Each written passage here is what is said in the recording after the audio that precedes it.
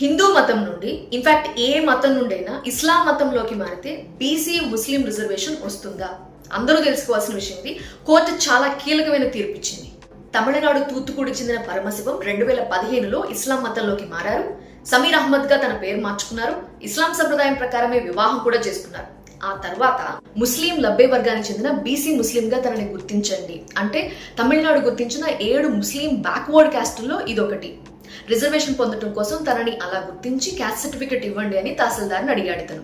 కానీ తహసీల్దార్ నో చెప్పారు, ఇవ్వలేదు. దీంతో సమీర్ 2022లో మెడ్రాస్ హైకోర్టుకు వెళ్లారు. ఇంతలో తమిళనాడు ప్రభుత్వం 2024లో ఒక జీవో తీసుకొచ్చింది. బీసీ, ఎంబీసీ, ఎస్సీ వర్గాలకు సంబంధించిన వాళ్ళు ఇస్లాం మతంలోకి మారితే బీసీ ముస్లింలుగా గుర్తించొచ్చు అని. అంటే ఆల్రెడీ వాళ్ళు రిజర్వేషన్ పొందుతున్న వాళ్లే గనక ఇస్లాం మతంలోకి మారినప్పుడు బీసీ ముస్లిం రిజర్వేషన్ ఇవ్వచ్చు అని.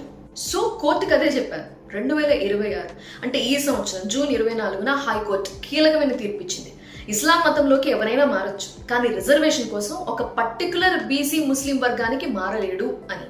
అలాగే తమిళనాడు ప్రభుత్వం ఇచ్చిన జీవోని రాజ్యాంగ విరుద్ధం అంది. ఒక హిందువు ముస్లిం మతంలోకి మారినప్పుడు తన ప్రీవియస్ క్యాస్ట్, గతంలో ఉన్న కులంతో అతనికి ఎలాంటి సంబంధము ఉండదని 1951 నాటి తీర్పుని గుర్తు చేసింది. ఇంకో విషయం కూడా చెప్పింది. ఇస్లాం ప్రధాన సూత్రం సమానత్వం. మత మార్పిడి వల్ల బీసీ ముస్లిం హోదా పొందలేరు. మతం మారిన తర్వాత పాత మతం యొక్క రిజర్వేషన్ రాదు. కేవలం వాళ్ళు ముస్లిం మాత్రమే అవుతారు అంది.